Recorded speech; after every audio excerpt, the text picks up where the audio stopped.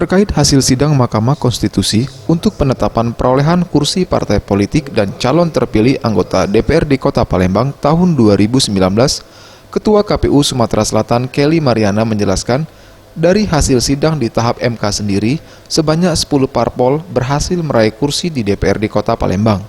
Di antaranya PKB 6 kursi, Gerindra 8 kursi, PDIP 7 kursi, Golkar 5 kursi, Nasdem 3 kursi, PKS 5 kursi, P3 1 kursi, PAN 6 kursi, dan Partai Demokrat menjadi partai dengan perolehan kursi terbanyak dengan mendapatkan 9 dari 50 kursi yang ada.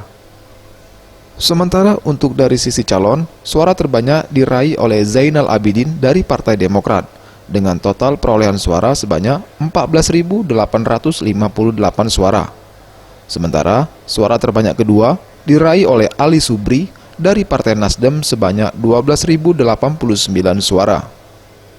Pelantikan calon terpilih sendiri akan dilakukan pada 30 September 2019. Ada 2 kali rapat pleno yang pertama adalah rapat pleno penetapan perolehan kursi dan calon terpilih untuk Kota Palembang, ya. Terbanyak Partai Demokrat untuk Kota Palembang, Partai Demokrat. Berapa kursi kemarin? Kalau Demokrat 9 kursi. Tim Liputan, Sriwijaya TV.